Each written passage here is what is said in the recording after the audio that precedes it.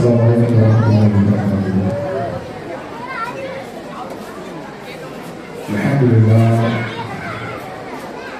Alhamdulillah wassalatu wassalamu ala nabiyyina Muhammadin wa alihi wa sahbihi wa man tabi'ahum amma ba'd.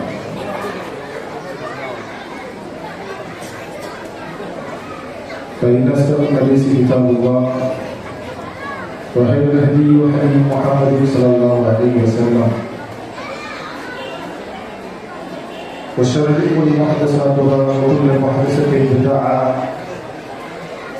wa kullu bid'atin dhalalah wa kullu dhalalatin fi an-nar. Wa qala Allah azza wa jalla fil Qur'an fa'udzu billahi minasy syaithanir rajim. Bismillahirrahmanirrahim. Ya ayyuhalladzina amanu taqullaha haqqa tuqatih wa la tamutunna illa wa antum muslimun. Wa qala aidan يا أيها الذين آمنوا اتقوا الله وقولوا قولا سديدا يصلح لكم أعمالكم ويغفر لكم ذنوبكم ومن يطع الله ورسوله فقد فاز فوزا عظيما. புகழ் புகழ்ச்சி அகிலங்களை படித்து பரிபாலித்துக் கொண்டிருக்கக்கூடிய இறைவனாகிய அல்லாஹ் அவர்களுக்கு விட்டார்கள். அவருடைய சாந்தி சமாதானம் இறுதி தூதர் முஹம்மது நபி ஸல்லல்லாஹு அலைஹி வஸல்லம் அவர்கள் பின்பற்றி வாழ்ந்த சத்திய சஹாபாக்கள், தாபீகள், தபஉ தாபீகள், இமாம்கள், நல்லவர்கள் நல்லவர்கள் மீதும் இறைவனின் அன்பும் கருணை அளவற்று வந்த பிரார்த்தனையோடு அல்லாஹ்வுடைய மேற்படும் அருளால் நம்முடைய இந்த மதுக்கூர் தொகுப்பை தர்மார கட்டளையின் சார்பாக ரமலானை வரவேற்போம் என்ற அந்த நிகழ்ச்சியில்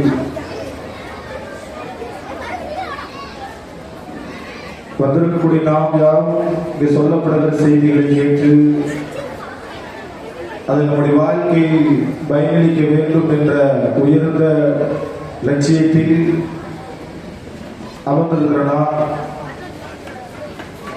ஏதோ வந்தோம் ஏதோ செய்தியை கேட்டோம் என்று இல்லாமல் சொல்லப்படுகிற செய்திகள் யாவும் எங்கள் வாழ்க்கையில் பயனளிக்க வேண்டும் என்ற ஒரு எண்ணத்தை நம்முடைய உள்ளத்தில் பரிசுத்தமானதாக வைத்து அல்லாஹ்விடத்திலே துஆ செய்தவர்களாக நாம் வந்து கலந்து செல்ல வேண்டும். அந்த அடிப்படையில் ரமலானை வரவேற்போம். இன்னும் ஒரு சில நாட்களில் ரமலான் நம்மை வந்தடைய இருக்கிறது. ஒவ்வொரு வருடமும் ரமலான் நம்மை வந்து சென்றுதான் போய்கொண்டிருக்கிறது. அப்படி இந்த வருடம் அந்த ரமலான் நம்முடைய வாழ்க்கையில் வந்து சென்றுவிடக் கூடாது என்பதற்காக வேண்டித்தான் அந்த ரமலானை வரவேற்கக்கூடிய நாம் எப்படி வரவேற்க வேண்டும் என்ற அடிப்படையில் ஒரு சில செய்திகளை எனக்கு பின்னால் நம்முடைய உஸ்தாத் பேச இருக்கிறார்கள். அந்த அடிப்படையில் எனக்கு இங்கே கொடுக்கப்பட்டிருக்கக்கூடிய தலைப்பு பெண் கல்வியினுடைய அவசியம் என்ன, பெண்கள் கல்வி கற்பதனுடைய அவசியம் என்ன என்ற ஒரு தலைப்பு என்ன செய்யப்பட்டிருக்கிறது என்று கொடுக்கப்பட்டிருக்கிறது. பொதுவாக கல்வி என்று சொன்னால் குர்ஆன் கல்வி எந்த அளவுக்கு முக்கியத்துவப்படுத்தி பேசுகிறது, அதுக்கு எந்த கல்வியை முக்கியத்துவப்படுத்தி பேசுகிறது என்பதை பற்றியான செய்திகள் எல்லாம் இங்க வந்திருக்கக்கூடிய நாம் எல்லாருக்குமே தெரியும். நான் பேச போற செய்திகள் எதுவும் புதிதாக ஒரு செய்திகள் கிடையாது. எல்லாரும் நாம் அறிவித்திருக்கக்கூடிய செய்திகள் தான் இந்த தருணத்தை நாம் நினைச்சிருக்கிறோம், பேச இருக்கிறோம். இருந்தாலும் கூட இஸ்லாம் சொல்லக்கூடிய அந்த கல்வி இன்றைக்கு நம்முடைய மக்களிடத்தில் எப்படிப்பட்ட ஒரு தன்மையில் இருக்கிறது,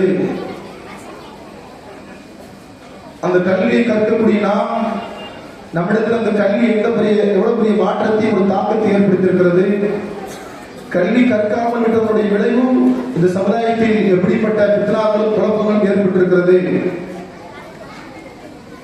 இது போன்ற செய்திகளை ஒரு சில நிமிடத்தில் உங்களுக்கு முன்னால் பேச வேண்டும் ஆசைப்படுகிறேன்.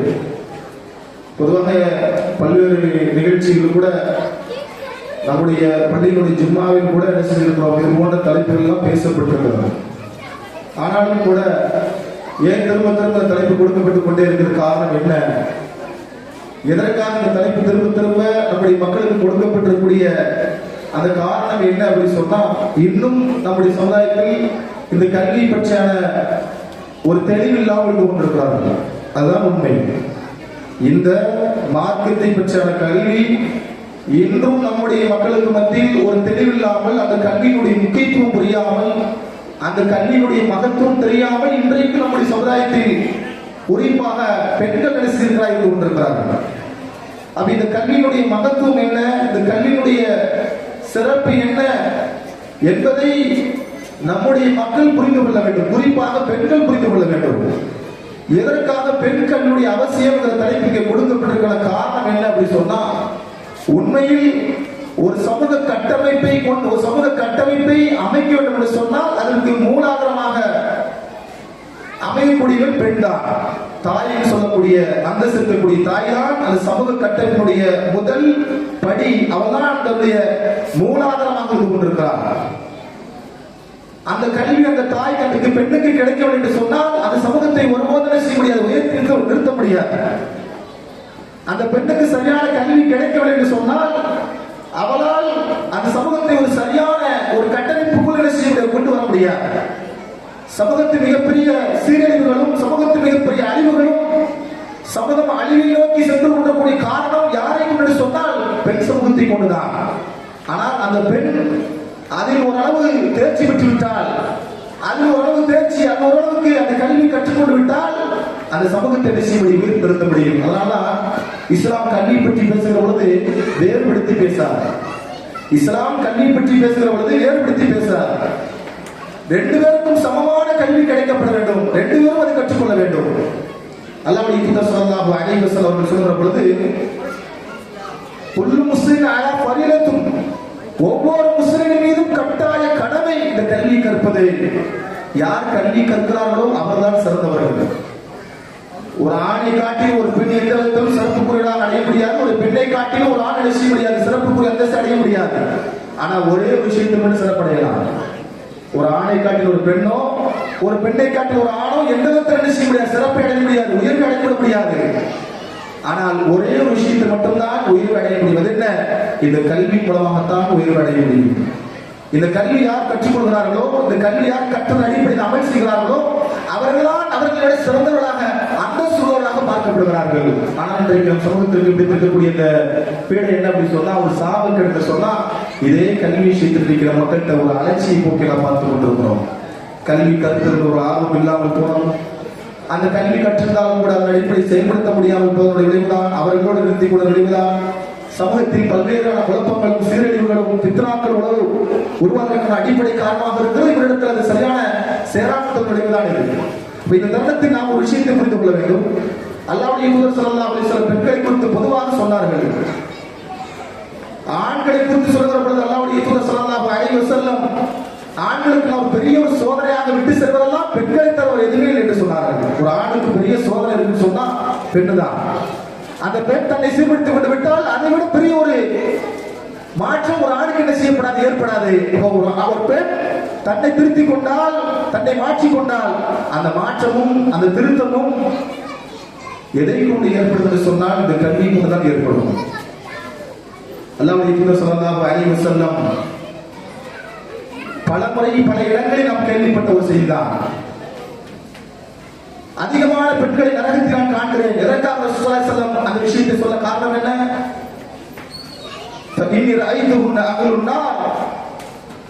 பெண்களே, உங்களை நான் நரகத்தில் அதிகமான மக்களை பார்க்கிறேன். காரணம் என்ன?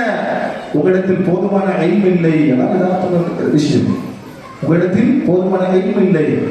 அந்த இல்மை நீங்கள் கற்றுக்கொண்டதனால் உங்களுடைய கடவுளுக்கு நீங்க மாறு செய்றீங்க. உங்களுடைய உறவு விஷயத்தை நீங்க என்ன செஞ்சிருக்கிறீங்க, சரியாக நடந்து கொள்ளாமல் மறுக்கிறீங்க.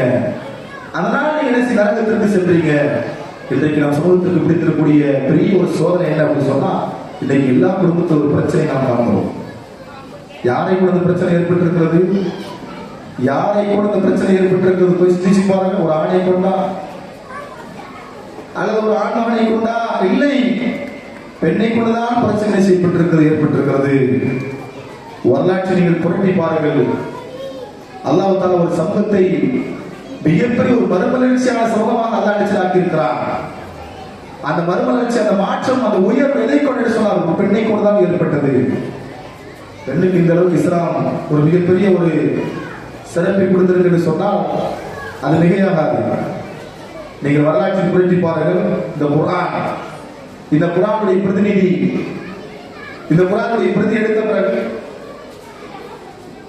உமருடைய ஆட்சி காலத்திற்கு பிறகு இந்த குர்ஆனை யார் இடத்தில் ஒப்படைக்க வேண்டும் என்ற ஒரு நிலை ஏற்படுகிற பொழுது உமர் பின் கத்தாப் ரலியல்லாஹு அவர்கள் தன்னுடைய மகளாக ஹப்ஸா ரலியல்லாஹு இடத்தில் ஒப்படைத்தார்கள். எவ்வளவு அந்தஸ்து கொடுக்கப்பட்டது பாருங்க. ஆயிஷா ரலியல்லாஹு அன்ஹா அல்லாஹ்வுடைய தூதர் ஸல்லல்லாஹு அலைஹி வஸல்லம் அன்பு மனைவி அபூபக்கர் சித்திக் ரலியல்லாஹு மகளார், வரலாற்றில் மிகப்பெரிய தலை சிறந்த ஒரு பெண்ணாக பார்க்கப்பட்ட ஒரு பெண்மணி ஆயிஷா ரலியல்லாஹு அன்ஹா. அவர்கள் வரலாற்றில் மிகப்பெரிய ஒரு புரட்சி செய்ய காரணம் என்ன? அவர் ஒரு பெண்மணி, அவர் கற்ற கல்வி நாம் பார்க்கிறோம், வரலாற்றை படிக்கிறோம். அஸ்மா பின் அபீ பக்கர் ஆயிஷாவுடைய சகோதரி மிகப்பெரிய ஒரு குழப்பமான சூழலில் தன்னுடைய மகனுடைய வளர்ப்பில் மிகப்பெரிய ஒரு மாற்றத்தை நிகழ்த்தி காட்டினார். வரலாற்று ஒரு பெண்மணி, அதெல்லாம் என்னால் சொல்ல முடியாது, விரிவாக சொல்ல முடியாது. ஒரு துணுக்கு செய்தாகத்தான் சொல்கிறேன். இங்க எல்லாம் ஒரு பெண்மணி தான் இந்த இடத்தில் மிக முக்கியத்துவமாக வகிக்கிறார். அப்படி என்றால் ஒரு பெண் தாயாகவும் சகோதரியாகவும் ஒரு குடும்பத்தினுடைய மிகப்பெரிய ஒரு அங்கமாகவும் இருக்கிறார். அவர்களுக்கு தான் அந்த கல்வி சரியாக சென்றடைய வேண்டும். அவன் சரியாகிவிட்டால் அவருடைய குடும்ப அமைப்பு சரியாக மாறிவிடும். இன்னைக்கு பாருங்களேன், நீங்க சமூகத்தில் வந்து பாத்தீங்கன்னா இன்னைக்கு பிள்ளைகளிடத்துல, பெண் பிள்ளைகளிடத்தில் சரி, ஆண் பிள்ளைகளிடத்திலும் ஒரு சரியான வளர்ப்பு முறை நம்மளால் பார்க்க முடியாது. பெற்றோர்களே வந்து புலம்பக்கூடிய ஒரு சூழலை பார்க்கிறோம். பெற்றோர்களே ஒரு புலம்பல், என் மகன் சரியாக இல்லை, என் மகளை பற்றி ஒரு கவலை. பெண் பிள்ளையை பெற்றிருந்தால் பெற்றோர்களுக்கு ஒரு அச்சம் இருக்கிறது, இப்படி அவளை வளர்த்தினான், கரை சேர்க்க போறது தெரியவில்லை. ஆண் மகன் எடுத்தால் அவனுடைய வாழ்க்கையில் எந்த ஒரு மாற்றம் ஏற்படல, அதனிடத்து ஒரு கவலை. இப்படியான ஒரு கவலை என்ன செய்யப்பட்டிருக்கிறது? பெண் தாய்மாரிடத்தில் ஏற்பட்டிருக்கிறது. அப்போ ஒரு தாய் என்பவன் வெறுமனையாக 10 மாதம் சுமந்து பெற்றெடுத்த மட்டுமல்ல தாய், அந்த குழந்தையை சரியான முறையில் வளர்த்தி எடுப்பதும் தாய் தான். 2 ஆண்டு காலம் பால் குடி கொடுக்கிறான்னு சொன்னால் வெறுமனையாக பாலை மட்டும் மகனுக்காக பிள்ளைகளுக்காக கொடுக்கவில்லை, பாலோடு சேர்த்து அந்த பிள்ளைகளுக்கு உணர்வு, பாலோடு சேர்த்து அவர்களுக்கான சரியான கல்வியும் வழிமுறையும் வழிகாட்டலையும் எடுத்துக் கொடுக்கிறார். இதான் ஒரு பெண். அந்த பெண் அந்த கல்வி சரியாக கற்றுக்கொள்ளவில்லை, அந்த கல்வியை பெண் எடுத்துக் கொள்ளவில்லை என்று சொன்னால் அந்த குழந்தை வளர்ப்பில் ஒரு குறைபாடு ஏற்பட்டுவிடும். அந்த கவலை, அச்சம் இன்னைக்கு நம்ம யோசிக்கிறோமா இல்லையா? எப்படி யோசனை வருது? இன்னைக்கு இருக்கக்கூடிய சூழல் என்ன? கொள்கையில் ஒரு குழப்பம். ஒரு ரீசனா கூட ஒரு சில நாட்களுக்கு முன்னால் 2 சகோதரிகள் இஸ்லாத்தை விட்டு எடுத்திருக்கிறாங்க, சென்றிருக்கிறாங்க. சபீனாவா இருந்த ஒரு பெண்மணி என்ன செய்யப்பட்டிருக்கிறாள்? கவிதாவாக மாற்றப்பட்டிருக்கிறார். ரீசனா ஒரு 2 நாளைக்கு 3 நாளைக்கு முன்னாடி ஒரு நிகழ்வு. ஒரு இந்து மத கோயில், இந்து மத பூசாரிட்ட போய் பேசுறாங்க. அந்த பெண்மணி போய் தங்களுடைய பெயர்களை மாற்றிக்கொண்டு இந்துவாக வாழ்ந்து கொண்டிருக்கிறார். கொள்கையில் பெரிய ஒரு குழப்பம், உருத்தத்தா இருக்கிறார். அரசியல் ரீதியாக ஒரு விஷயத்தை பார்க்கிறோம். அரசியல் எப்படியான ஒரு மாற்றத்தை கொண்டு வருவதற்காக வந்து பிரபல்யம் ஏற்படுவதற்காக வேண்டி அதுல இன்னைக்கு பெண் சமூகம் வேறொரு சிந்தனை நோக்கி என்ன செய்ய கொண்டிருக்கு, சென்று கொண்டிருக்கிறது. பிரபல்யம் எப்படியாவது நாம் என்ன செய்யணும், இந்த சமூகத்துல வாழ்ற நமக்கான அந்தஸ்தையும் ஒரு அழகான வழிகாட்டல் ஏற்படுத்திக் கொள்வதற்காக வேண்டி இந்த மாதிரியான ஒரு மோகத்தை இன்னைக்கு பெற்றெடுத்துக்கிறாங்க, போயிட்டு இருக்கிறாங்க. அதே ஆண் பிள்ளைகளையும் பார்க்கிறோம். அதுதான் இன்றைக்கு ஏற்பட்டிருக்கிறோம். போன் அடிக்ட் நீங்க பாக்குறோமா இல்லையா? போன் இல்லாத பிள்ளைகள் கிடையாது. சின்ன சின்ன பிள்ளைகளுக்கு இடத்துல கூட இன்னைக்கு இருக்கு போன் அடிக்ட் இருக்குது. போனை கொடுத்துட்டோம், நம்ம வேலை பார்க்கலாம். போனை வாங்கிட்டோம், அவனை யாரும் கண்ட்ரோல் பண்ண முடியாது. இன்னைக்கு யதார்த்தமான சூழல் தான். போன்ங்கிறது எவ்வளவு பெரிய ஒரு பாதிப்பு இன்னைக்கு ஏற்பட்டிருக்கு சொன்னா, ஒரு மந்தமான ஒரு சூழல். என்ன சொன்னாலும் அவனுடைய மைண்டுக்கு என்ன செய்ய மாட்டாங்குது, இறங்க மாட்டாங்குது. போனை கொடுக்க எல்லாமே என்ன செய்வான். அவன் வேலை செய்யும் போது என்ன சொல்லி கேட்பான் தெரியுமா? போன் தருவியா, நான் வேலை பார்க்கறேன் கேட்கறாங்க. எப்படி மனதில் மாறிட்டு பாருங்க. போன் தருவியா, நான் வேலை பார்க்கறேன். நான் வேலை கடைக்கு போயிட்டு வந்ததுக்கு அப்புறம் நீ என்ன செய்ற? போன் கொடுத்தா நான் கடைக்கு போயிட்டு வரேன். எப்படி மனநிலைக்கு மாறிட்டு பாருங்க. பிள்ளைகளுடைய மனநிலைக்கு அப்படி மாறிடுச்சு. அவன்கிட்ட ஏதாவது அந்த போனை வாங்கிட்டோம் அப்படி சொன்னா அவன் உடனே செஞ்சிடறான், அப்படியே மாறிடலாம். எப்படி மாறினா பாருங்களேன்.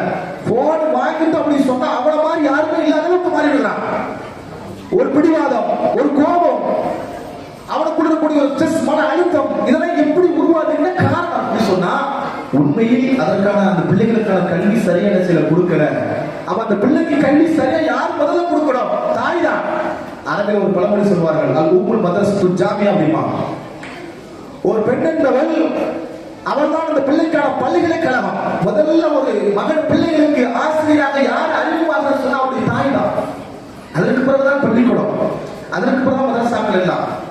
அப்ப அந்த தாய் அந்த கல்வி சரியாக எடுக்க, அந்த கல்வி எங்கிருந்து எடுக்க முடியும்? குர்ஆனிய கல்வி, குர்ஆனிலிருந்து அந்த கல்வி எடுக்க முடியும். குர்ஆனை கற்றுக்கொள்கிறவர்கள்தான், குர்ஆனை எடுத்து படிக்கிறவர்கள்தான், குர்ஆன் போன்ற விஷயங்கள் அது சொல்லப்படக்கூடிய செய்திகளை உள்வாங்குறவர்கள்தான் அந்த கல்வியை நான் எடுத்துக்கொள்ள முடியும். அந்த கல்வியை நான் படிக்கல அப்படின்னு சொன்னா என் பிள்ளைக்கு நான் கொடுக்க முடியும். நம்முடைய வாழ்க்கையில குர்ஆனை எடுத்து ஓதியவர்கள் ஒவ்வொரு ரமலானிலும் குர்ஆனை முழுமையாக முடித்தவர்கள் உண்டு. ஒவ்வொரு ரமலானிலும் குர்ஆனை அரபியில் முடித்தவர்கள் உண்டு. தமிழ்ல ஒரு முறையாவது நான் குர்ஆனை முடித்திருக்கிறேன் என்று நம்ம சொல்லக்கூடிய எத்தனை பேர் இருக்கிறோம்? கொஞ்சம் யோசிச்சு பாருங்க. தமிழில் நம்முடைய தாய்மொழியில் குர்ஆனை நாங்கள் படித்து முடித்திருக்கிறோம். குர்ஆனுடைய செய்திகள் இவ்வாறு எங்களுக்கு சொல்லப்படுகிறது என்று சொல்லக்கூடிய மக்கள் எத்தனை பேராக நாம் இருக்கிறோம்? கொஞ்சம் யோசிச்சு பாருங்க. இல்ல, தாய்மொழி நமக்கு குர்ஆன் எதற்காக அருளப்பட்டது என்பதனுடைய அதை நான் புரிதல் பண்ண நம்முடைய தாய்மொழியில படிக்கிறோம். அதெல்லாம் படிக்கல, அப்படி படிக்காத மொழி எப்படி என்னுடைய பிள்ளைக்கு சொல்லிக் கொடுக்க முடியும்? அப்ப என் பிள்ளைக்கு சொல்லிக் கொடுக்க சொன்னா எனக்கு அந்த அறிவு இருக்கணும், எனக்கு அந்த கல்வி இருக்கணும். இன்னைக்கு மாஷா அல்லாஹ் கல்வி கிடைக்கிறது இன்னைக்கு ரொம்ப இலகுபடுத்தப்பட்டிருக்கு. ஒரு கல்வி நீங்க நமக்கு வேணும் சொன்னா அது எப்படி எல்லா வகையும் நமக்கு என்ன செய்யப்பட்டிருக்கு? இலகுவாக்கப்பட்டிருக்கிறது. நம்முடைய வீடுகளுக்கு தேடி கல்வி கொடுக்கணும். நம்ம இருக்கக்கூடிய இந்த ஆண்ட்ராய்டு போன், அந்த ஆண்ட்ராய்டு உட்கார்ந்த இடத்துல கல்வி படிக்கக்கூடிய வாய்ப்பு கொடுக்கப்பட்டிருக்கிறது. ஆனால் அப்படி இன்னும் கூட இன்றைக்கு நம்முடைய சமூகத்தில் அந்த ஒரு பலகீனமான ஒரு சூழ்நிலையை பார்த்து கொண்டிருக்கிறோம். அப்ப இந்த பலகீனம் நீடிக்கிற பொழுதுதான் சமூகத்தில் என்ன செய்யப்படுகிறது? குழப்பங்கள், குடும்பத்தில் குழப்பங்கள், பிரச்சனைகள் எல்லாம் ஏற்படுகிறது. சொன்னா இந்த கல்வி அவர் கற்றுக்கொள்ளாத மிகப்பெரிய ஒரு விளைவுதான். ஆனால் இந்த கல்வியை கற்றுக்கொண்டு எப்படிப்பட்ட சாம்ராஜ்யத்தை உருவாக்கினார்கள் தெரியுமா? வரலாற்றில் ஒரு செய்தி உங்களுக்கு சொல்கிறேன், ஒரு சில செய்திகள். வரலாற்றில் நீங்கள் முதல் முதலாக இப்ராஹிம் அலைஹிஸ்ஸலாம் வரலாற்றை எடுத்துக்கொண்டு சொன்னால் அவருடைய மகன் இஸ்மாயில் அலைஹிஸ்ஸலாம் நபி, அவருடைய வளர்ப்பு யாரை கூட தெரியுமா? அவருடைய தாயை கூட தான் இருந்துச்சு. ஹாஜர் அலைஹிஸ்ஸலாம் இப்ராஹிம் விட்டு போயிட்டாங்க, மக்காவை விட்டு போயிட்டாங்க. ஒரு குறிப்பிட்ட காலம் கழிச்சு வர்றாங்க. வந்த உடனே என்ன செய்றாங்க? அவங்க சொல்றாங்க, யா புனைய இன்னி அரா ஃபில் மனாமி அன்னி அத்பஹ், என்னுடைய அருள் மகனே உன்னை அறுப்பதாக நான் கனவில் காண்கிறேன் அப்படின்னான். தொந்தூர் மாதா தரா அப்படின்னா எவ்வளவு விஷயம் பாருங்க. நீ என்ன நினைக்கிற அப்படின்னா, நான் உன்னை கனவுல அறுக்கிற மாதிரி நினைச்சு உன்னை அறுக்கிற மாதிரி என்னுடைய கனவில் கண்டு உன்னுடைய யோசனை என்ன அப்படின்னா அவங்க சொன்னாங்க, யா பத்தி அப்படின்னா. நல்ல பாருங்க, தந்தை விட்டுட்டு போயிட்டாங்க. பெண்கள் கவனிக்க வேண்டிய விஷயம். தந்தை விட்டுட்டு போய் பல வருடங்கள் அப்பதான் வருவார். அவர்கள் டெய்லி வரமாட்டாங்க, எப்பாவது வருவாங்க போயிருவாங்க இப்படித்தான் அவங்க. ஆனால் தாயினுடைய வளர்ப்பில் உருவான அந்த பொக்கிஷம் என்ன வார்த்தை சொல்ல தெரியுமா? அவங்க சொன்னாங்க ஒரு வார்த்தை, யா பத்தி சஜதுனி இன்ஷாஅல்லாஹ் மினஸ் சாபிரீன் அப்படின்னா. நீங்க அறுத்தீங்க அப்படி சொன்னா அறுக்கிறது சாதாரண விஷயமா? இன்னைக்கு நம்ம கிட்ட சொல்லி பாருங்க, மகனே இன்று நான் உன்னை கழுத்தில் அறுக்க போகிறேன் அப்படி சொன்னா இன்னைக்கு நம்ம என்ன சொல்லுவான்? உடனே பாப்பாட கம்ப்ளைண்ட் பண்ணுவான், பாப்பா அம்மா மண்டை கண்டு போச்சு, சீக்கிரம் ஹாஸ்பிட்டல் கூட்டு போகணும்னு சொல்லிடுவான். அப்படித்தான் சொல்லுவான். இன்னைக்கு அவங்க சொல்ற ஒரு வார்த்தை எப்படிப்பட்ட வார்த்தை பாருங்க. நான் உன்னை அறுப்பதாக நான் கனவில் கண்டு உன்னுடைய அபிப்பிராயம் என்ன என்று கேட்கிற பொழுது அவங்க சொன்னாங்க, வாப்பா அப்படி என்றால் பொறுமையாளருடைய ஒருவர் என்னை நீங்க என்ன செய்வீங்க, நீங்க காண்பீங்க. இன்னைக்கு என் பிள்ளைக்கு பொறுமை என்ன தெரியுமாங்க? ஒவ்வொரு பெற்றோரும் பாருங்க, தாய்மார்கள் யோசிச்சு பாருங்க. என் புள்ள மாஷா அல்லாஹ் பொறுமையின் பொக்கிஷம் அவனிடத்துல ஒன்று கொடுக்காவிட்டால் அப்படியே அன்று முழுவதும் வாய்மூலமாக நிச்சயம் இருப்பான்னு சொல்ல முடியுமா? ஐயோ கொடுக்கலாம் பிரச்சனை, கொடுத்துட்டா அல்ஹம்துலில்லாஹ். எப்படிப்பட்டவர் இது? யாருடைய வளர்ப்பு? யார் இப்படியான ஈமானை உணர்வோடு அந்த பிள்ளையை வளர்த்தது யார் என்று சொன்னால் அவருடைய தாயார் தான். அந்த ஹாஜர் அலைஹிஸ்ஸலாம் வளர்ப்பு தான் அவரை அப்படி சொல்ல வைத்தது. நம்முடைய தாய்மார்களுடைய பிள்ளைகளுக்கு அப்படி வளர்க்கக்கூடிய பக்குவத்தை இன்னைக்கு நாம் நம்முடைய பிள்ளைகளுக்கு கொடுத்திருக்கிறோமா? காரணம் என்ன? இந்த கல்வி நம்மிடத்தில் இல்ல. இந்த கல்வி சரியாக நாம் புரியல, நாம் படிக்கல. அதனால இன்னைக்கு நம்ம பிள்ளைகளுக்கு கூட எந்த ஒரு மாற்றத்தையும் பார்க்க முடியவில்லை. ஏதாவது ஒன்று கொடுக்காவிட்டாலும் கூட பிள்ளைக்கு ஒரு கோபம் வருகிறது. கையில் எந்த பொருள் கிடைக்கும் எடுத்து எறிகிறான், உடனே கோபப்படுகிறான், எரிச்சல் அடைகிறான், திட்டுறான். எல்லாம் நடக்குது. காரணம் என்ன? அவங்க உட்கார்ந்து அந்த கல்வி நம்ம கொடுக்கல, அப்ப அந்த கல்வி நாம படிக்கல, படிக்கிற விளைவுதான் நீங்க பிரச்சனைகள். அப்துல்லா பின் ஜுபைர் ரலியல்லாஹு அவர்கள் வரலாற்றில் மிகப்பெரிய ஒரு தாக்கத்தை ஏற்படுத்தி நபித்தோழர். அவருக்கு எல்லாருக்குமே தெரியும், அஸ்மா பின் அபீ பக்கர் ரலியல்லாஹுடைய அன்ஹாவுடைய மகனார் தான் இது அப்துல்லா பின் ஜுபைர் ரலியல்லாஹு அவர்கள். வரலாற்று ஹஜ்ஜாஜ் இப்னு யூசுப் என்று சொல்லக்கூடிய ஒரு கொடுங்கோலன் இருந்தார். அவர் மக்காவை கைப்பற்றிய நேரத்தில் மக்காவை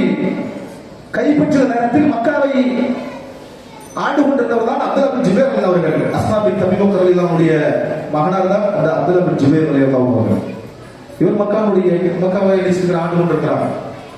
ஆண்டு கொண்டிருக்கிற நேரத்தில் அந்த மக்காவை கைப்பற்றுவதற்காக வேண்டி மக்காவை போர் தொழுகிறார் அந்த ஹஜ்ஜாஜ் இப்னு யூசுப். பெரிய ஒரு கொடுங்கோலன். வரலாற்றை பற்றி பல வருடங்கள் இப்படி சொல்லப்படுகிறது. பிற்காலத்தில் அவர் இந்த உம்மத்திற்காக சில செய்திகள் சொல்லிவிட்டு சென்றதாக வரலாறு இருக்கிறது. அப்படி மக்காவை கைப்பற்றிய நேரத்தில் அப்துல்லா பின் ஜுபைர் இடத்துல வந்து என்ன செய்றாங்க, பேச்சுவார்த்தை நடத்துறாங்க. நீங்கள் நாங்கள் கொடுக்கக்கூடிய காசை வாங்கி கொண்டு நீங்க என்ன செய்யலாம், அந்த நாட்டை கொடுத்து நீங்க சென்று விடுங்க, உங்களுக்கு இதை விட நாங்கள் சிறந்த இடத்தை தரோம், நீங்க என்ன செய்ய அப்படிப்பட்ட இடத்தை எடுத்துக்கோங்க அப்படி சொல்லுற நேரத்துல இவர் போய் தன்னுடைய தாயார்கிட்ட போய் சொல்றாங்க. தன்னுடைய தாயாருடைய, ஏன்னா தாயும் மகன் என்ன செய்றாங்க, மதீனாவுல ஹிஜ்ரத் செஞ்சு எங்க வர்றாங்க, மக்காவுக்கு வர்றாங்க. அப்ப இப்படியான ஒரு சூழல் ஏற்பட்ட நேரத்துல தாய்கிட்ட போய் ஆலோசனை கேட்கிறான். அம்மா இந்த மாதிரி ஹஜ்ஜாஜ் இப்னு யூசுப் இந்த மக்காவை சேர்ந்த போர் தொடுத்து வந்திருக்கிறா, மக்கள் அவசர நிபந்தனைகள் இருக்கிறா, மக்கள் நினைச்சிட்டாங்க நிபந்தனைகளுக்கு ஏற்றபடி நினைச்சிட மக்களும் கட்டுப்படக்கூடிய சூழல் இருக்கிறாங்க. என்னோடு இருந்த மக்கள், என்னுடைய பணி இருந்த மக்கள் தான் நினைச்சிட்டாங்க, அப்படி சிதறிட்டாங்க. இப்ப நான் என்ன செய்வது அப்படின்னு சொல்லி நினைச்சாங்க. அப்படி தாயாருக்கு ஆலோசனை கேட்கிறாங்க. அப்படி ஒரு தாயார் சொன்னாங்க, ஒரே மறக்கலாம், மகனே இது உன்னுடைய விஷயம், நீ சத்தியத்தில் இருக்கிறாய் என்றால் நீ போராட, இது உன்னை சார்ந்தது, அதற்கு எந்த யோசனை சொல்ல மாட்டேன், நீ சத்தியத்தில் இருக்கிறாய் என்று சொன்னால் நீ போராட அவர்களோடு. அப்ப அவங்க சொன்னாங்க, போராடுறத பத்தி எனக்கு அந்த பிரச்சனை இல்லை, போர் செய்யறத பத்தி எனக்கு அந்த பிரச்சனை இல்லை, எனக்கு ஒரே ஒரு கவலை தான். என்ன கவலை? நான் இந்த போர்க்களத்தில் கொல்லப்பட்டு விட்டா என்னுடைய உடல்நிலை செய்வார்கள், சிதைத்து விடுவார்கள். அந்த ஒரு வழக்கம் என்ன கொடூரமா நினைச்சு சிதைப்பாங்க, வெட்டி அடைச்சிருவாங்க, என்னுடைய உடல்கள் ஒவ்வொரு பாக்களை வெட்டி அடைச்சிருவாங்க, சிதைச்சிருவாங்க. அதை வச்சு நான் பயப்படுறோம்மா அப்படின்னு சொல்ற பொழுது அவங்க சொன்னாங்க, ஆடு கழுத்து அறுத்திருக்கிறது, தோல் உரித்த காலை விட்டுறாங்க கேட்டாங்க. ஆடு அறுத்த பிறகு, ஆடை அறுத்த பிறகு ஆட்டுடைய தோலை உரித்தால் என்ன, கால்கள் வெட்டப்பட்டால் என்ன, ஒரு வார்த்தை தான். சுப்ஹானல்லாஹ், ஒரே ஒரு வார்த்தை தான். உம்மாட சொன்னா, அம்மா இதை நீங்கள் வாங்க கடைசி விடம், இன்னைக்கு என்ன கடைசியா பாக்குறீங்க அப்படின்னு. அவங்க கண்ணு தெரியாது. 100 வயது அடைந்த ஒரு மூதாட்டிய நிலையில் இருக்கக்கூடிய ஒரு பெண்மணி அவங்க மகனை கடைசியா ஒரு முறை கட்டி தழுவுகிறார். கட்டி தழுவுற நேரத்துல அவர் கவசாடை எடுத்திருக்கிறார். உடனே கட்டி பிடிக்கிறாங்க, அந்த கவசாடை தட்டுது. உடனே சொல்றாங்க, மகன் இது என்னது? அம்மா போருக்கு போற ஒரு பாதுகாப்புக்காக நடிச்சிருக்கிற அந்த ஆடை எடுத்திருக்க அப்படின்னா, வீர ஷஹாதத்தை நோக்கி பயணிக்கக்கூடிய நீ உனக்கு எதற்கு தரலாம் அப்படின்னா, ஒரு ஷஹாதத்தை நோக்கி நீ பயணிக்கிறாய், ஒரு ஷஹாதாவை நோக்கி நீ பயணிக்கிறாய், இதெல்லாம் எதற்கு? அடுத்த செகண்ட் சில கலட்டி விட்டு தாயுடைய யுத்தத்தை பெற்று விட்டு எடுக்கிறா, அந்த ஊருக்கு சொல்றா. எவ்வளவு விஷயம் பாருங்க, சுப்ஹானல்லாஹ். வரலாற்றில் சொல்றாங்க, அவர் கொல்லப்பட்டு கழுமரத்தை ஏற்றப்பட்ட பிறகு அந்த ஹஜ்ஜாஜ் இப்னு யூசுப் அஸ்மா பின் அபீ பக்கர் அவங்களை அழைத்து வருவதற்காக சில ஆள் அனுப்பிக்கிறான். அஸ்மாவை நீங்க அழைத்து வாங்க அப்படின்னா, அஸ்மா சொல்லிட்டாங்க வரமாட்டேன் அப்படின்னா. உடனே அந்த ஆள் போய் திருப்பி ஹஜ்ஜாஜ் இப்னு யூசுப் சொல்றாங்க, இதோ உங்களுடைய அழைப்புக்கு ஒரு மறுத்து விட்டா நீங்கள் திருப்பி சொல்லுங்கள், வரவில்லை என்று சொன்னால் அவருடைய கொண்டை முடி பிடித்தடிச்சு நான் இழுத்து வருவதற்கு ஆள் அனுப்பேன்னு சொல்லுங்க. திருப்பி அடிச்சு அந்த அவர் போறாரு, சொல்றாரு, என்னுடைய கொண்டை முடி இழுத்து வந்தாலும் கூட நான் செய்ய மாட்டேன், நான் வரமாட்டேன். ஹஜ்ஜாஜ் இப்னு யூசுப்பை நேரடியாக சார் அஸ்மா வந்து சொன்னாங்க, பாத்தீங்களா, மக்காவை இதனால் வரைக்கும் பலவந்தப்படுத்திருந்த அவருடைய மகனாருடைய ஆட்சியை நாங்கள் முடித்து விட்டோம், அவர் கிடைத்த நிலையை பார்த்தீர்களா என்று சொன்னவுடன் அவங்க சொன்னாங்க, நீ என்னுடைய மகனுடைய உலக வாழ்க்கை முடித்து விட்டாய், நீ என்னுடைய மகனுடைய உலக வாழ்க்கை முடித்து விட்டாய், ஆனால் என் மகனோ உன்னுடைய மறுமை வாழ்க்கை முடித்து விட்டான் அப்படின்னா. ஒரு விஷயம் வரலாற்றில் பதியப்பட வேண்டிய சொற்கள் எல்லாம் எப்படி, என்னுடைய மகன் உன்னுடைய உலக வாழ்க்கை, உன்னுடைய மறுமை வாழ்க்கை சீரழித்து விட்டான், நீ என்னுடைய மகனுடைய உலக வாழ்க்கை சீரழித்தால் பரவாயில்லை, நாளை மறுமையில் உன்னுடைய வாழ்க்கை ஒட்டுமொத்தமாக என்னுடைய மகனை செய்து விட்டான், அதை முடித்து விட்டான். இதான் வளர்ப்பு. அப்படிதான் நினைக்கிறேன் அப்படின்னா. ஒரு விஷயம் பாருங்களேன், எப்படி வளர்ப்பு பாருங்க, அந்த வளர்ப்பு எப்படி இருந்திருக்கு பாருங்க, அது தாயினுடைய கையில் இருந்த வளர்ப்பு. அப்ப எப்படி இந்த உணர்வும், இந்த ஈமானி உணர்வும், இந்த அகலாத், இந்த ஒழுக்கமும், இந்த பொறுமையுடைய பொக்கிஷம் எப்படி அவர்களுக்குள்ள வந்தது என்று சொன்னால் இந்த குர்ஆனிய கல்வி தான் அவர்களுக்கு கிடைத்தது. வரலாற்று மிகப்பெரிய ஹதீஸ் கிரந்தமாக பார்க்கப்படுகிற முஅத்தா மாலிக், அந்த ஹதீஸ் தொகுப்பு என்பது இஸ்லாம் வரலாற்றில் முதலாக ஏற்பட்டது சொன்னால் அது இமாம் அனஸ் பின் மாலிக் ரஹ்மத்துல்லாஹ் அவர்கள் ஏற்படுத்தியிருக்கக்கூடிய ஒரு மிகப்பெரிய ஒரு முயற்சி தான் அது. அதுக்கு மிகப்பெரிய ஒரு தாக்கம் யாரு கொடுத்தாங்க? அவருடைய தாயார் சொல்றாங்க, என் மகனை நான் ஹாஃபில் ஆகுவதற்கு நான் போன நேரத்தில் இரவு நேரம் பின்னாடி நினைச்சு ஒரு கைப்பந்தம் எடுத்து நினைச்சு நான் பின்தொடர்ந்து செல்வேன். அப்படி ஒரு தாய் தன்னுடைய மகனுக்கு பின்னால் வந்து ஒவ்வொரு விஷயத்தையும் அவருக்கு பார்த்து செய்து கொடுத்து இந்த உம்மத்தினுடைய மிகப்பெரிய ஒரு ஹதீஸ் கிரந்தம் முதலாக உருவாவதற்கு அடித்தளம் அமைத்தவர் அவருடைய தாயார். நீங்க நம்பினு சொல்ல போங்க, நீங்க நம்பினு எடுத்துப்படி நீங்க பாருங்க, நீங்க சமூகத்துல பாருங்க, நம்ம ஊர்ல எடுத்துக்கோங்க, ஏதாவது பேசுற பிடிக்கும் ஒரு இளைஞர் நம்பிக்கலாம் உதாரணம் காட்ட முடியுமா? நீங்க நம்ம சமூகம், நம்ம ஊர்களே, நம்ம பகுதியிலே ஒரு இளைஞரை பேர் சொல்லக்கூடிய அளவுக்கு மாஷா அல்லாஹ், சரி எது வேண்டாம், ஒரு இபாதத் விஷயத்தில் கூட ஒரு முன்னுதாரணம் காட்டக்கூடிய அளவுக்கு இன்றைக்கு நம்முடைய இளைஞர்கள் கொண்டிருக்கிறாங்க. தொழுகை கூட நீங்க நினைச்சு சரியான பிள்ளைகள் வர முடியல. பார்க்கிறோம் கதைகள் பேசுறது, நோம்படி மாதம் சும்மா சொல்லக்கூடாது. இந்த நோம்படி மாதம் நீங்க பார்த்தீங்கன்னு சொன்னா ஒவ்வொரு தெருக்களிலும் ஒவ்வொரு ஏரியாக்களும் கிடைச்ச கூட்டமா பார்த்து ஒரு இளைஞர்கள் பேசக்கூடிய ஒரு நிலை பார்க்கிறோம். எப்படிப்பட்ட வளர்ப்பு நாம் கொடுத்திருக்கிறோம் பாருங்க, எப்படிப்பட்ட சமூகத்தை உருவாக்கி இருக்கிறோம் பாருங்க. கூட்டமாக விடியலுடைய சகர வரைக்கும் பேசிக் கொண்டிருக்கிறார்கள். சகர வைத்து விட்டு அப்படியே தூங்கி விடுகிறார்கள். ஃபஜ்ர் தொழுவதில்லை, லுஹர் தொழுவதில்லை, அஸ்ர் தொழுவதில்லை. அதன் அடுத்தபடி அவர்கள் எங்க வருகிறார்கள்? இஃப்தாருக்கு வருகிறார்கள். இஃப்தார் முடிக்கிறார்கள், மகரிப் தொழுகிறார்கள். அதோடு பள்ளி கொண்டு போய் இருக்கிறாங்க, கதையை பேசுறாங்க. அப்புறம் நினைச்சு அடுக்கிறாங்க, சார் இப்படித்தான் பிள்ளைங்க உருவாக்கி இருக்கிறோம். இப்ப கல்வி எவ்வளவு அவசியத்தை பாருங்க. அந்த கல்வி கற்றவருடைய மிகப்பெரிய ஒரு பலன், அவர்கள் ஒரு சமூக கட்டமைப்பு உருவாக்கினார்கள், ஒரு ஈமானி உணர்வு பிள்ளைகளாக உருவாக்கினார்கள், வறுமைக்கு சொந்தக்கார பிள்ளைகளாக உருவாக்கினார்கள். இன்றைக்கு அதேதான் அந்த கல்வி இருக்கிறது. நீ கல்வி எடுக்க முடியும் சொல்ல முடியுமா? ஒரு காலம் இருந்தது, 20 வருடங்களுக்கு முன்னாடி, 10 வருடங்களுக்கு முன்னாடி கல்வி படிப்பு என்பது ஒரு அறிவு அவ்வளவுதான். யாராவது நம்முடைய வகுப்பு நமக்கு எடுத்து கொடுத்தா தான் இன்னைக்கு அப்படி அல்ல. நம்முடைய கைகளிலே நீங்க என்ன செய்யப்படுகிறது? கல்வி சாதாரணமாக கிடைக்கக்கூடிய சூழலை ஏற்படுத்தி கொடுத்திருக்கிறார் அன்பிற்குரியவர்களே. அப்ப அந்த கல்வி முதலாக சென்றடைய வேண்டிய ஒரு இடம் தாய்மார்களாகிய பெண்கள் உங்களுக்கு தான். நீங்கள் இன்றைக்கு தாயா இருக்கக்கூடிய ஒவ்வொருவரும் ஒரு பொக்கிஷத்தை பெற்றெடுத்திருக்கிறீர்கள். பெண் மக்களாக இருக்கலாம், ஆண் மக்களாக இருக்கலாம். அந்த பெண் மக்கள் சரியான ஒரு சமூகத்தில் சரியான முறையில் அந்த பெண் மக்கள் வளர வேண்டும் என்று சொன்னால், வாழ வேண்டும் என்று சொன்னால், அவளுக்கு சரியான கல்வி நீங்கள் தாய்மார்களாக நீங்கள் கொடுக்க வேண்டும். அவருக்கு அந்த உணர்வு ஏற்படுத்த வேண்டும். அந்த ஈமானி உணர்வோடு அந்த கல்வி, அகலாக் ஒழுக்கத்தோடு அந்த கல்வி நீங்கள் கொடுக்கிற பொழுதுதான் அந்த பிள்ளைகளுடைய எதிர்காலம் என்ன செய்யப்படும், நல்லபடியாக அமையும். அதற்கு பெண்ணுக்கு கல்வி என்பது அவசியம். அதற்கான எல்லா முகாந்திரங்களும் என்ன செய்யப்பட்டிருக்கு, அமைக்கப்பட்டிருக்கிறது. ஒருபோது என்ன செய்தால் வீடடித்து விடாதீர்கள். அதற்காக நேரத்தில் செலவெடுத்து பிடிக்க வயதாகிட்டால் என்ன, எனக்கு வயதாகிவிட்டு நான் எப்படி படிப்பேன், அதை பற்றி யோசிக்காத. எல்லா விதமான இலக்குகளும் என்ன செய்யப்பட்டிருக்கு, ஏற்படுத்தப்பட்டிருக்கிறது. அதனால் அந்த கல்வியை தேடி நீங்கள் செல்லுங்கள்.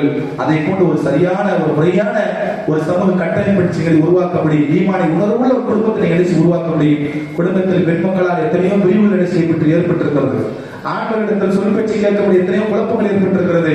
இவைகளெல்லாம் முற்றுப்புள்ளி வைக்கணும் என்று சொன்னால் தாய்மார்களாக நீங்கள் காலதாமதப்படுத்தாமல் அந்த கல்வி நிகழ்ச்சி எடுங்க. அந்த கல்வி உங்களுக்கு சரியான நிகழ்ச்சி கொடுக்க வேண்டும். அதுக்கான பாக்கியம் அல்லாஹ் நம்ம அனைவரும். அதே போல இந்த ரமலான் அப்படி வந்தடை இருக்கிறது. இந்த ரமலான் ஒரு மிகப்பெரிய ஒரு மாற்றத்திற்கான ரமலானாக இருக்க வேண்டும். ஏதோ வந்தது ஒவ்வொரு வருடம், நான் ஆரம்பத்தில் சொன்னது போல ஒவ்வொரு வருடம் ஏதோ இந்த ரமலான் நம்மை வந்து கடந்து சென்று கொண்டுதான் இருக்கிறது. ஆனால் எந்த மாற்றம், எந்த தாக்கம் ஏற்படுத்தாத ஒரு நிலை இருந்து கொண்டிருக்கிறது. அதுபோல இந்த ரமலான் நிகழ்ச்சி விடக்கூடாது, இருந்து விடக்கூடாது. ஒரு எதிர்பார்ப்போட சஹாபாக்கள் சொல்வார்கள், அந்த ரமலான் வருவதற்கு முன்னால் நாங்கள் ரமலானை அடையக்கூடிய பாக்கியத்தை அல்லாஹ்விடத்தில் தான் என்று நாங்கள் ஒவ்வொரு தொழிலும் நாங்கள் கேட்போம் என்று சஹாபாக்கள் சொல்லக்கூடிய கூற்றுகள் இருக்கிறது. அதை வரவேற்று வைப்பார்கள். அதனால ஒரு நாள் கூட, ஒரு நாள் இருக்கும் ரமலான் அடைவதற்கான ஒரு நாள் அல்லது ஒரு சில மணித்தியாளர்கள் இருக்கும், அவருடைய ரூம் என்ன செய்யப்பட்டுவிடும், எடுக்கப்பட்டு விடும். அதனாலதான் அவர்கள் அப்படி கேட்டார்கள். ஒரு நாள் அது ஒரு மணித்தியாளர் இருக்கும், அந்த ஒரு மணித்தியாளத்தில் நினைச்சிடக்கூடாது, நம்முடைய ரூம் நினைச்சு எடுக்கப்பட்டு விடக்கூடாது. அதனால் அந்த ரமலானை நாம் நினைச்சு அல்லாஹ்விடத்தில் கேட்கிறேன், அல்லாஹ் இதோ இது ஒரு சில நாட்களுக்கு ரமலான் வர இருக்கிறது. இந்த ரமலானுக்கு அடையக்கூடிய முழு பாக்கியங்களுக்கு கூடிய அல்லாஹ், அதற்கான ஆயுள் நீட்டிக்கூடிய அல்லாஹ். ரமலான் என்பது மிகப்பெரிய வாழ்வில் கிடைக்க மிகப்பெரிய ஒரு பொக்கிஷம். அதனால் எங்களுடைய வாழ்வுக்கு உயிரினை நினைச்சு எடுத்து விடாதே. அது நாங்கள் எப்படி இந்த ரமலானாவது எங்களுடைய வாழ்க்கையை மாற்றத்தை ஏற்படுத்த வேண்டும் என்ற எதிர்பார்ப்போடு அதை நினைச்சு ஒவ்வொரு வருங்க. அந்த எண்ணத்தை பரிசுத்தப்படுத்தி அதற்கான தௌஃபீக் அல்லாஹ் தஆலா நம்மிடம் புரியுமா. அல்ஹம்துலில்லாஹி ரப்பில் ஆலமீன். அஸ்ஸலாமு அலைக்கும் வரஹ்மத்துல்லாஹி வபரகாத்துஹு.